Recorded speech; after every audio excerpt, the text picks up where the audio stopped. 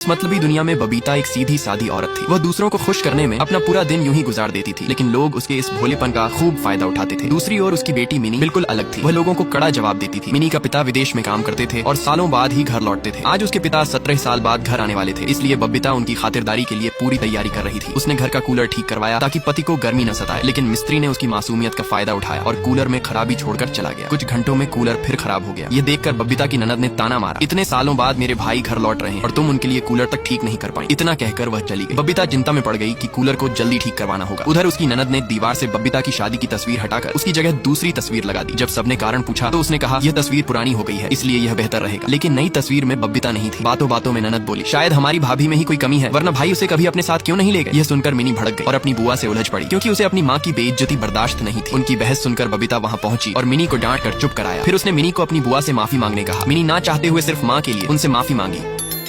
17 सालों से पति के बिना रह रही बबीता आज बेहद खुश थी, क्योंकि आज उसका पति अशोक लंदन से घर लौट रहा था। लेकिन उसे क्या पता कि अशोक को उसकी कोई परवाह नहीं थी। वह लंदन में दूसरी लड़की के साथ रह रहा था, जिसके बारे में उसने घर पर कभी जिक्र नहीं किया। इधर पति के आने की खुशी में बबीता अपनी शादी का जोड़ा पहनकर अच्छे से सजने स्वरने लगी। तभी अचानक उसकी ननद वहाँ आ गई। बबीता को सजते देख वह बोली, अच्छा यहाँ सजना संवरना चल रहा है, लेकिन ध्यान रखना घर में बड़े बुजुर्ग भी हैं, कहीं तुम्हारी हरकतों से उन्हें शर्मिंदगी न हो। इतना कहकर वह चली गई, लेकिन उसकी बातें बबीता के दिल को चोट पहुंचाई। निराश होकर वह फिर से अपनी साधारण वेशभूषा में लौट आई। उधर मिनी अपने पिता से बात करने की रिहर्सल कर रही थी। वह अपने पिता से कहना चाहती थी कि उन्हें भी अपने साथ लंदन ले जाए। तभी उसे नीचे पिता की गाड़ी आती दिखी तो वह फौरन बबीता को बताने दौड़ी। अशोक घर पहुंचकर सबके साथ मिलने लगा, लेकिन बबीता और मिनी का जिक्र तक नहीं किया। फिर बबीता ने मिनी को पिता के पास जाने को कहा। अशोक ने अपनी बेटी मिनी को देखा, लेकिन उसे पहचान नहीं पाया, क्योंकि उसे मिनी को देखे 5 साल बीत चुके थे। उसी वक्त बबीता चाय देने के बहाने बाहर आई। अशोक ने उसे बेचैनी भरी नजरों से देखा और भोली बबीता ने इसे अपने लिए प्यार समझ लिया। लेकिन मिनी को ऐसा लग रहा था जैसे वह किसी अजनबी से मिल रही हो, क्योंकि उसके पिता उन्हें कुछ इंपॉर्टेंट नहीं दे रहे थे। इससे मिनी के मन में कई सवाल उठने लगे। 17 साल बाद जब बबीता का पति अशोक घर लौटा तो बबीता बेहद खुश हो गई, लेकिन उसकी बेटी मिनी के चेहरे पर खुशी के बजाय उदासी छाई हुई थी। उसे ऐसा लग रहा था जैसे वह अपने पिता से नहीं किसी अजनबी से मिल रही हो। अशोक अपने पत्नी और बेटी को कुछ इंपॉर्टेंट नहीं दे रहे थे। इधर बबीता की ननद अशोक द्वारा लाई गई चीजों को हड़प रही थी। ये देखकर बबीता की सास बोली, तुमने बबीता और मिनी के लिए कुछ छोड़ा भी या नहीं। तब अशोक ने मिनी के लिए एक गुड़िया निकाली। दरअसल आखिरी बार जब उसने मिनी को देखा था वह गुड़िया के साथ खेलती थी। ये सब देखकर मिनी और उदास हो गई। बबीता ने उसे समझा बुझाकर मनाया, लेकिन मिनी के मन में अब भी कुछ चल रहा था। वह अशोक से उनको लंदन ले जाने की बात करना चाहती थी। रात को जब अशोक सोने के लिए कमरे में आया, मिनी ने उनसे अकेले में कुछ जरूरी बात करने की इच्छा जताई, लेकिन उनकी दादी ने पहले कूलर चलाने को कहा। मिनी ने जैसे ही कूलर चलाया पूरा घर अंधेरे में डूब गया। थोड़ी देर बाद बिजली तो लौट आई, लेकिन कूलर खराब हो गया। इतनी गर्मी में अशोक के सोने की चिंता सबको सताने लगी। तभी अशोक की बहन ने सुझाव दिया, क्यों न भाई आज माँ बाबा के कमरे में सो जाए, वहाँ ऐसी है तो उसे आराम से नींद आएगी। सबको उसकी बात पसंद आई, लेकिन बबीता और मिनी मायूस हो गई, क्योंकि वे अशोक से ढेर सारी बातें करना चाहती थी। फिर अशोक छत पर जाकर लंदन वाली लड़की से बात करने लगा। लड़की अशोक से अपने रिलेशन के बारे में घर वालों को बताने की बात कर रही थी। तभी बबीता वहाँ आ गई। उसे देखकर अशोक हक्का बक्का रह गया। 17 साल बाद पिता के घर लौटने के बावजूद मिनी बिल्कुल खुश नहीं थी, क्योंकि उसके पिता अशोक को उसकी कोई परवाह नहीं थी। उसकी मायूसी देखकर बबीता ने उसे प्यार से समझाने की कोशिश की। इधर अशोक ने बबीता के कमरे के लिए ऐसी ला दिया जिसे बबीता और मिनी ने अपने लिए प्यार समझ लिया। इससे मिनी की सारी नाराजगी खत्म हो गई और बबीता भी मन ही मन खुश हो गई। तभी बबीता की ननद ने सबके साथ फिल्म देखने की जिद की, लेकिन आज मिनी की परीक्षा थी। फिर भी इस जिद ने मिनी को खुश किया, क्योंकि इससे बबीता को अशोक के साथ कुछ पल बिताने का मौका मिलेगा। मिनी की बात पर सभी मान गए और अशोक ने भी अनिच्छा से हामी भरी। मिनी परीक्षा देने निकल गई, जबकि अशोक सबके लिए टिकट बुक करने लगा। तभी बबीता उसके पास आई और बोली, हम दोनों के लिए कॉर्नर के 2 टिकट बुक करें। दरअसल आपसे बहुत सारी बातें करनी है। उसकी बातें सुन के अशोक ने जानबूझकर सबके सामने नाटक किया, जैसे कि सिर्फ 4 टिकट उपलब्ध हैं, इसलिए किसी एक को घर रुकना पड़ेगा। टिकट की कमी देखकर बबीता की सास ने जाने से मना कर दिया, लेकिन अशोक ना जाकर अपनी माँ को भेजना चाहता था। इस पर बबीता की ननद ने भाई के बिना फिल्म न देखने की जिद की, क्योंकि वह सालों बाद लौटा था। इस माहौल में बबीता ने खुद घर रुकने का फैसला लिया, जिससे अशोक की चाल सफल रही। लेकिन उसकी सास को यह बुरा लगा। भला इतने दिनों बाद बबीता को अशोक के साथ घूमने का मौका मिला था, वह कैसे उसे छोड़कर चली जाए। इसलिए उन्होंने जाने से मना कर दिया, लेकिन बबीता ने सास को अपनी कसम देकर मना लिया।